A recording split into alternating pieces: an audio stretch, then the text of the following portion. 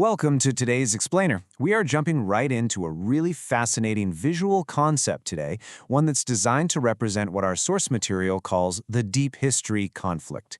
It's honestly a prime case study in how to take a deeply layered, politically charged timeline and just compress it into a single, totally understandable graphic. So let's look at how it's structured. Think about this for a second. How exactly do you summarize 100 years of complex geopolitical history in a single image? Just think about the sheer scale of that design challenge. You've got an entire century of massive cultural shifts, giant conflicts, and deep-seated ideological divides. I mean, if you're writing a textbook, sure, you have hundreds of pages to explain all that. But in a visual thumbnail, you literally have a fraction of a second to capture attention and convey the core truth of that history, all without overwhelming the viewer. Okay, let's dive into this and see exactly how the designers elegantly unraveled this monumental task.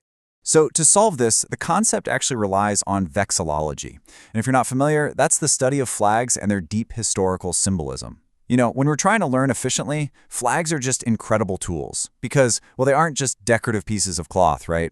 They are intensely condensed symbols of national identity, centuries of history, and geopolitical power. And what we're going to explore today is exactly how the designers use this vexillological rivalry as the foundational tool to visually communicate a super intense historical conflict. Let's see how this actually builds into the imagery.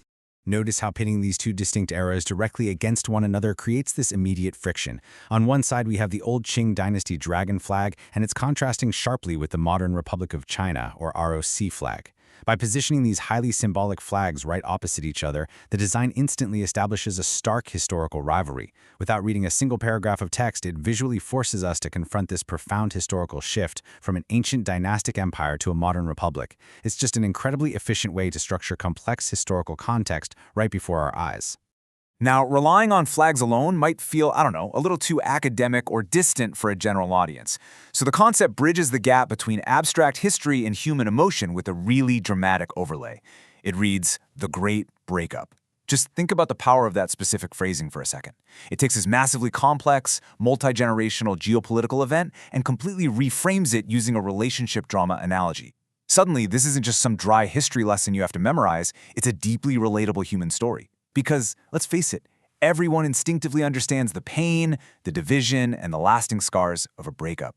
And to truly lock that breakup metaphor into your memory, the concept introduces a literal geographic divide. By placing a fractured, broken heart exactly between a map of mainland China and the island of Taiwan, it uses this universal symbol of a broken relationship to flawlessly represent a real-world geopolitical fracture. It is a stunning, totally distraction-free way to show how a massive physical and ideological divide can be communicated through just a simple, recognizable icon. To really grasp the weight of this representation, we need to map out the historical reality that anchors it. The timeline here starts with a 1-century mark, framing this entire overarching period as a 100-year relationship drama. Then, it hits a highly specific, pivotal moment, the year 1949, which the source explicitly identifies as the retreat. And finally, this timeline stretches right up into the present day, representing what the text calls the ongoing battle. So it smoothly maps a century-long context directly into that specific 1949 retreat, culminating right up to the current geopolitical situation. So why does this specific combination of flags, text, and geography work so perfectly? Well, our source material actually breaks it down into 3 definitive reasons.